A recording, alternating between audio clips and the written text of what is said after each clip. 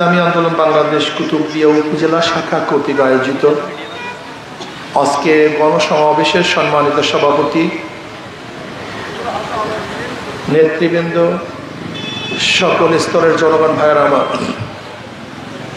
British 200 বছর শোষণ করেছে। আবার ব্রিটিশদের বিরুদ্ধে পন্থা আন্দোলনের সূচনা মুসলমানই করেছিল।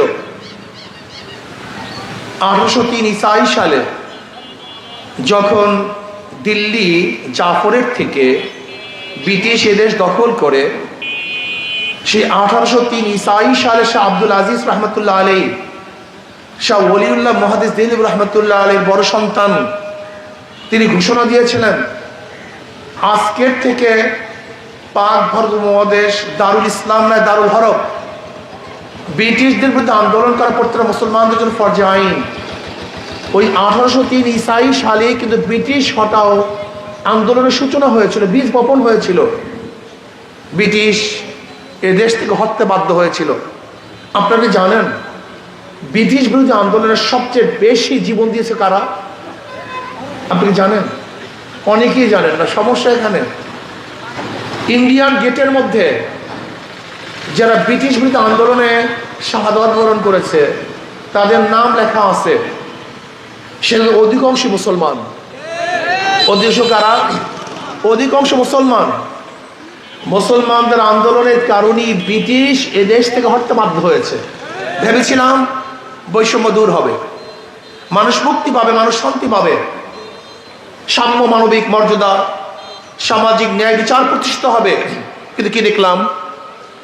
ভারতের সংখ্যাগরিষ্ঠ মানুষ মুসলমানদের সাথে বৈষম্য করছে। মুসলমানরা চিন্তা কি করছে যে মুসলমানদের জন্য আলাদা ভূখণ্ডের প্রয়োজন, আলাদা দেশের প্রয়োজন, নয়তো বৈষম্য দূর হবে না। এই মুসলমানদের আন্দোলনের কারণে পাকিস্তান নামে একটা দেশ আমরা পেয়েছিলাম। এই পাকিস্তান অন্য কার আন্দোলনের ফসল নয়, একমাত্র কাদের আন্দোলনের ফসল? সবাই কথা বলেন, মুসলমানদের। মুসলমানদের আন্দোলনের কারণে পাকিস্তান পেয়েছিলাম। পাকিস্তানের দুইটা অংশ, একটা পশ্চিম পাকিস্তান, পূর্ব পাকিস্তান। দুই মেরুর মধ্যে পার্থক্য হলো 1700 কিলোমিটার দূরে। এই 1700 কিলোমিটার দূরেও ব্যবধানে ভারত থেকে একই নামে, ভারত থেকে আলাদা হওয়ার পিছনে একমাত্র কারণ ছিল ওরাও সংখ্যাগরিষ্ঠ মুসলমান, আমরাও সংখ্যাগরিষ্ঠ মুসলমান। তা পাকিস্তান কাদের দেশ? কথা বলেন না কেন? ঘটনা কি? সবাই বলতে হবে কাদের দেশ? এই দেশ মুসলমানদের অধিকার সবার, দেশ মুসলমানদের অধিকার সবার।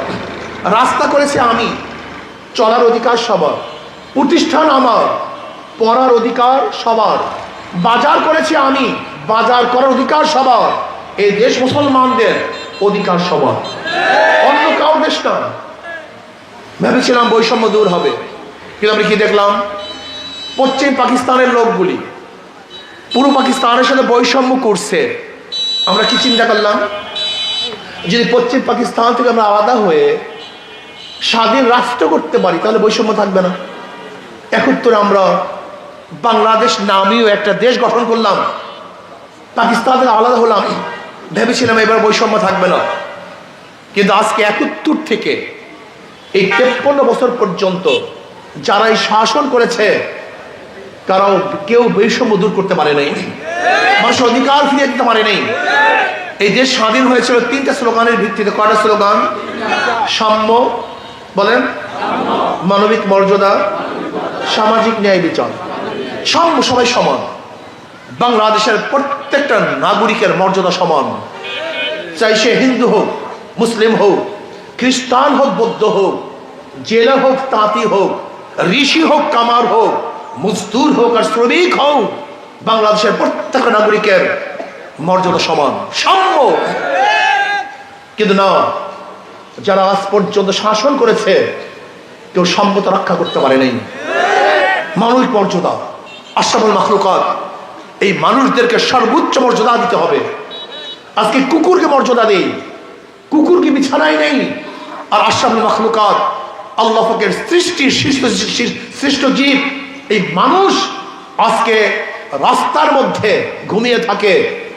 যেখানে নিশির কুয়াশা এবং বৃষ্টি এবং রৌদ্রের মধ্যে তারা ভিজতে থাকে, পড়তে থাকে। আজকে আশরাফুল মাখলুকাত, সৃষ্টির শ্রেষ্ঠ জীব, তারা এক মুঠা খাদ্যের জন্য কাক কুকুরের সাথে লড়াই করে। আশরাফুল মাখলুকাত হাজারো মানুষের বস্ত্র নেই, অন্ন নাই, বাসস্থান নাই, চিকিৎসার অভাবে ধুকে ধুকে মরে। হাজারো মাখলুকাত আজকে না খেয়ে থাকে। এর জন্য আমরা দেশ স্বাধীন করেছিলাম না। আমরা দেশ স্বাধীন কেন করেছিলাম? অন্ন, বাসস্থান, চিকিৎসা, শিক্ষা, সব কিছুর গ্যারান্টি থাকতে হবে। কিন্তু আজকে যারা 54 বছর 53 বছর পর্যন্ত বাংলাদেশে স্বাধীন শাসন করেছে, তারা মানুষের এই মর্যাদা দিতে ব্যর্থ হয়েছে, মানুষের মর্যাদা দিতে পারেনি, ন্যায় বিচার প্রতিষ্ঠা করতে পারেনি। যারাই যখন ক্ষমতায় ছিল, যারা যখন ক্ষমতায় ছিল, তাদের ইঙ্গিতেই বিচার হয়েছে।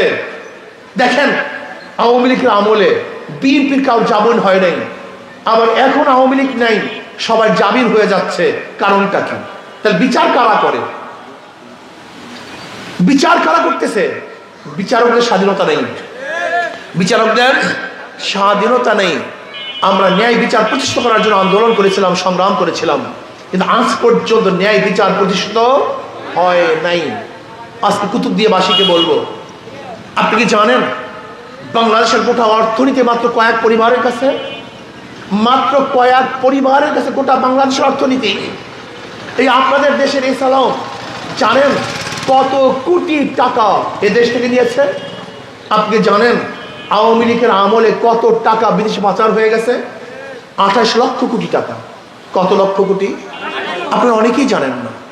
28 লক্ষ কোটি মানে এক বছরে যদি বাজেট হয় 7 লক্ষ কোটি, তাহলে 4 বছরের বাজেট শুধু বিদেশে পাচার হয়ে গেছে। আপনি কি দেখেন নাই শেখ হাসিনা কি বলেছে? আমার পিয়ন 500 কোটি টাকার মালিক। তার একজন পিয়ন 500 কোটি টাকার মালিক। আমার পিয়ন হেলিকপ্টারে ঘুরে। এ বক্তব্য আমাদের না, খোদ শেখ হাসিনা। আপনারা কি বক্তব্য দেখেছেন যে ফরিদপুর জেলার একজন ছাত্রলীগের সভাপতি 2000 কোটি টাকা বিদেশে পাচার করেছে। আপনি কি দেখেছেন সালমান এফ রহমান 50,000 কোটি টাকা শেয়ার বাজার থেকে আত্মসাৎ করেছে। এই দেশের অবস্থা। আজকে হাজারো ঋষি, কামার, মজদুর, চামার, জেলে, তাঁতি, যাদের শ্রমের কারণে বাংলাদেশ এখনো আছে, তাদের কোনো গুরুত্ব নেই, তাদের ইজ্জত নেই, তাদের সম্মান নেই। না, আপনাকে অবশ্যই মনে রাখতে হবে, আপনাকে অবশ্যই বিশ্বাস করতে হবে, মাদার গাছ লাগিয়ে আমের আশা করা যায় না, তেঁতুল গাছ লাগিয়ে মিষ্টি ফলের আশা করা যায় না, চোরের মাধ্যমে চুরি বন্ধ হয় না, ডাকাতির মাধ্যমে ডাকাতি বন্ধ হতে পারে না, দুর্নীতিবাজের মাধ্যমে দুর্নীতি বন্ধ হয় না। একজনের নাম এ, একজনের নাম বি, একজনের নাম সি। এও চোর, বিও চোর, সিও চোর। ক্ষমতায় কে? এ। সে কি করবে? কথা বলেন। হটাও এ, আন্দোলন সংগ্রাম, বসাও বি, সে কি করবে? হটাও বি, বসাও সি, সে কি করবে? কারণটা কি? নেতার পরিবর্তন হয়েছে, নীতি আদর্শ পরিবর্তন হয়নি। আজকে 53 বছর পর্যন্ত এক চোরের পরিবর্তে আর এক চোরকে বসিয়েছেন, এর চুরি বন্ধ হয়নি। হবে না? 5ই আগস্টের আন্দোলন কেন হয়েছিল? বৈষম্যবিরোধী আন্দোলন। আমরা রাস্তায় ছিলাম, জীবনের মায়া ত্যাগ করে রাস্তায় ঝাঁপিয়ে পড়েছিলাম, ফ্যাসিস্ট বিরোধী আন্দোলন করেছিলাম। আমি 4 তারিখে, 4ই আগস্ট, 4 আগস্ট আমি শাহবাগে বক্তৃতা করেছিলাম যে ইনশাআল্লাহ 5 তারিখে লক্ষ লক্ষ মানুষ নিয়ে ওই জনগণের গণভবন জনগণ দখল করবে। 4 তারিখ বিকেলে বক্তৃতা করেছিলাম, আল্লাহ কি কৃষ্ণা, 5 তারিখ সেই জনগণের গণভবন জনগণ দখল করে ফেলেছিল। আল্লাহ কি কৃষ্ণা, জীবনের মায়া ত্যাগ করে রাস্তায় ছিলাম, ফ্যাসিস্টের বিরুদ্ধে আন্দোলন করেছিলাম। কেন? বৈষম্য বিরোধী আন্দোলন। চুরি থাকবে না, ডাকাতি থাকবে না, লুট থাকবে না, গুন্ডামি থাকবে না, বদমাশি থাকবে না। আমাদের বাংলাদেশের প্রত্যেকটা নাগরিক সমান অধিকার ভোগ করবে। আমার মা বোনেরা ইজ্জত আবরু নিয়ে রাস্তায় চলাফেরা করবে। আমাদের প্রত্যেকটা শ্রমিক তাদের অধিকার, ন্যায্য অধিকার ফিরে পাবে। আজকে কোনো মা বোন ধর্ষিত হবে না, লুণ্ঠিত হবে না, ইফতিরের শিকার হবে না। আমাদের শ্রমিকদেরকে আর দ্বিতীয়বার আন্দোলন করতে হবে না অধিকারের জন্য। আজকে কোন কৃষকদেরকে তাদের ফসলের ন্যায্য প্রাপ্তির জন্য আন্দোলন করা প্রয়োজন হবে না। অর্থনৈতিক ভারসাম্য সৃষ্টি হবে, মানবিক মর্যাদা প্রতিষ্ঠিত হবে, প্রত্যেকটা মানুষ ইনসাফ ভিত্তিক বিচারের মধ্যে থাকবে। এই আশা নিয়ে আন্দোলন করেছিলাম। কিন্তু আমরা কি দেখলাম? 5ই আগস্টের পর আবারও সেই চাঁদাবাজি, আবারও দখলদারি, আবারও লুট, আবারও জুলুম, আবারও অত্যাচার, আবারও নির্বিচার হত্যা। তার মানে আন্দোলন শেষ হয় নাই, যুদ্ধ শেষ হয় নাই, আরো যুদ্ধ করতে হবে, আরো আন্দোলন করতে হবে। এই চোর থেকে উদ্ধার করা এক পর্যন্ত রাজপথ ছাড়া যাবে নয় ইনশাআল্লাহ। প্রিয় ভাইরা আমার, কুতুবদিয়া মহিষ খানের মানুষ দিন প্রিয়, ইসলাম প্রিয়, কিন্তু ইসলাম বুঝে না। ইসলাম প্রিয়, ইসলাম বুঝে না। আমাদের অনেক ভাইরা আছেন যারা মনে করেন ইসলাম তো আছে, কিন্তু ইসলাম রাজনীতি কোথায় আছে? আমরা রাজনীতি কেন করবো? আমি আপনাদের একটা উদাহরণ দিতে চাই, খুব ভালো মতো বোঝার চেষ্টা করবেন। সমস্ত নবীদের মধ্যে শ্রেষ্ঠ নবী জনাবে মুহাম্মদ রাসূলুল্লাহ সাল্লাল্লাহু আলাইহি ওয়াসাল্লাম। সমস্ত নবীদের পরে 4 জন ব্যক্তি সর্বশ্রেষ্ঠ, খোলাফায়ে রাশিদিন আবু বকর, ওমর, ওসমান, আলী ও মুর্তজা রাদিয়াল্লাহু তাআলা। এই 5 জন ব্যক্তি সর্বশ্রেষ্ঠ। এই 5 জন ব্যক্তিকে দেশের প্রধান ছিলেন কি ছিলেন না? কথা বলেন না কেন? তাই যারা বলেন রাজনীতির সাথে ইসলামের কোনো সম্পর্ক নাই, ওদের মাথার মধ্যে ঘিলু আছে, ওরা জাহেল। রাজনীতি করতে করতে রাজা হয়, রাজনীতি করতে করতে কি হয়? আর যেই 5 জন সর্বশ্রেষ্ঠ প্রত্যেকে রাজা ছিলেন। তো ইসলামের সাথে রাজনীতি সম্পৃক্ত আছে কি নাই? যারা বলেন নাই, ওরা ইসলাম জানে না, ইসলাম বোঝে না, ওরা জাহেল, ওরা মূর্খ, ওদের সাথে আমার কোনো সম্পর্ক নেই। ইসলামী আন্দোলন কেন করবেন? আমি 2 দিক থেকে বুঝাবো ইসলামী আন্দোলন কেন করবেন। ধর্মীয় দিক থেকে, রাজনৈতিক দিক থেকে। ইসলামী আন্দোলন, একজন মুসলমান ইসলামী আন্দোলনের বাহিরে যাওয়ার কোনো সুযোগই নেই। ধরে নেন কিয়ামতের ময়দানে অনেক মুসল্লি কপালের মধ্যে দাগ, দেখবে লক্ষ লক্ষ বেয়ারের মদের গুনাহ, লক্ষ লক্ষ জেনার গুনাহ। আল্লাহ, আমি কোনোদিন মদ স্পর্শ করি নাই, আমি কোনোদিন জেনা করি নাই, এত জেনার গুনাহ আসলো কোথার থেকে? এত মদের গুনাহ আসলো কোথার থেকে? আল্লাহ বলবেন, আমি জানি তুই মদ স্পর্শ করো নাই, কিন্তু যাদেরকে ভোট দিয়ে মদের আইন পাশ করার সুযোগ করিয়েছ, সমস্ত গুনাহ তোর আমলনামে লিখে দিস। ধরে নেন এটা একটা অ্যাসেম্বলি, এটা সংসদ, আমি স্পিকার, আমি একটা বিল উত্থাপন করলাম। বিলটা কি? আল্লাহ বলতে কিছু নেই। বিল কি? আল্লাহ বলতে কিছু নেই। ধরে নেন এর সমর্থনে কে কে আছেন? যারা যারা হাত তুলবেন, ইমানের অবস্থা কি? বোঝেন না আমার কথা? ইমান আছে? হাত তুললে ইমান, তার মানে এই হাত তোলাটা কি বুঝছেন? ভাবছেনটা কি? ইমান থাকতেও পারে। যদি ধরে নেন সংসদে বিল উত্থাপন করলাম, বাংলাদেশে মদ বৈধ, মদ বৈধ, মদ বৈধ, যারা হাত তোলার হাত হাত দিচ্ছে, হাত দিচ্ছে, হাত দিচ্ছে, আপনার হাত তোলার কারণে মদ কি হয়ে গেছে? কথা বলেন। এখন যাদের হাত তোলার কারণে মদ বৈধ হয়ে গেছে, এখন মদ যারা পান করবে গুনাহ কে নিবে? কথা বলেন না কেন? এর জন্য কিয়ামতের ময়দানে হাজারো মুসল্লি দেখবে লক্ষ লক্ষ ব্যারেল মদের গুনাহ, হাজারো মুসল্লি দেখবে লক্ষ লক্ষ জিনার গুনাহ। আল্লাহ, এত গুনাহ আসলো কোথার থেকে? আমি তো কোনো মেয়ের দিকে তাকাই নাই। বলে যাদেরকে ভোট দিয়ে অ্যাসেম্বলিতে এই আইন পাস করছো, সমস্ত গুনাহ তোর কপাল পর তোর আমলনামে লিখে দিস। এই জন্য একজন মুসলমান যে আল্লাহকে বিশ্বাস করে, সে কোনো অবস্থাতেই চোর, ডাকাত, বদমাশ, ইসলামের বাহিরের নীতি আদর্শ কোনো ব্যক্তিকে ভোট দিতেই পারে না। এখন বলতে পারে হিন্দুরা দেবে কেন, খ্রিস্টান ইসলামের পক্ষে ভোট দেবে কেন, হাত পাকে ভোট দেবে কেন? কারণটা কি? শান্তি পাওয়ার জন্য, মুক্তি পাওয়ার জন্য, সাম্য, মানবিক মর্যাদা, সামাজিক ন্যায়, বিচার প্রতিষ্ঠা করার জন্য। একমাত্র ইসলামই পারে সমস্ত মানুষের অধিকারকে ফিরিয়ে দিতে। ইসলামের বাহির কোনো নীতি ও আদর্শ কোনো মানুষকে অধিকার দিতে পারে। যেরকম 5ই আগস্টের পরে মন্দিরগুলো কারা পাহাড়ি দিয়েছে? ইসলামী আন্দোলন লোক, ওলামায়ে কেরাম, প্রত্যেক মন্দির তারা পাহারা দিয়েছে। কিন্তু ইসলাম লা ইকরাহা ফিদ্দীন, আমরা কারোর উপর জুলুম করি না, অত্যাচার করি না, অবিচার করি না। মনে রাখতে হবে, একজন মুসলিম মেয়ের সাথে অবৈধ কাজ করলেও যে শাস্তি, একজন হিন্দু মেয়ের সাথে অবৈধ কাজ করলে একই শাস্তি। একটা মুসলমানের ঘরে চুরি করলে যে শাস্তি, একটা হিন্দু ঘরে চুরি করলে একই শাস্তি। একজন মুসলমানকে হত্যা করলে যে শাস্তি, একজন হিন্দুকে হত্যা করলে একই শাস্তি। সাম্য, মানবিক মর্যাদা, সামাজিক ন্যায় বিচার। সবচেয়ে আমার দুঃখ লাগে, কষ্ট লাগে গরিব দিকে দেখলে, সবচেয়ে কষ্ট লাগে গরিব দিকে দেখলে। ইসলামের গোটা অর্থনীতি গরিবদের জন্য, ইসলামের গোটা অর্থনীতি গরিবদের জন্য, অথচ কপাল পোড়া এই গরিব মানুষ ইসলামকে পছন্দ করে না। যারা ওদেরকে লুট করে, ধর্ষণ করে, হত্যা করে, জুলুম করে, চুরি করে, তাদেরকেই পছন্দ করে। কিন্তু যারা ওদের মালকে রক্ষা করে, ইজ্জতকে রক্ষা করে, ওদেরকে সাহায্য করে, সহযোগিতা করে, তাদেরকে পছন্দ করে না। আমার গরিব বন্ধুরা, তুমি কি জানো বর্তমান পুঁজিবাদী অর্থনীতি 100 বছর থাকলেও, 1000 বছর থাকলেও গরিব গরিব হবে, গরিবরা ধনী হবে না। আর ইসলামী অর্থনীতি অ্যাপ্লাই করলে আগামী 5-10 বছরের মধ্যে সমস্ত গরিব দরিদ্র সীমার উপরে চলে যাবে। কারণটা কি? এর কারণটা কি? ধরে নেন, আজকে একটা ব্যাংকে যাবেন, বলবেন ভাই ব্যাংকওয়ালা, ম্যানেজার আমাকে 5-10 লক্ষ টাকা লোন দেন। ব্যাংকওয়ালা কি বলবে? আপনার কাছে কি লোন আছে, মর্গেজ আছে?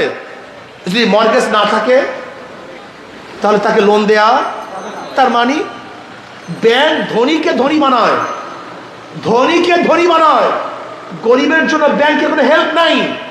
আর ইসলামী অর্থনীতি সব গরিবদের জন্য, জাকাত কাদের জন্য? গরিবদের জন্য।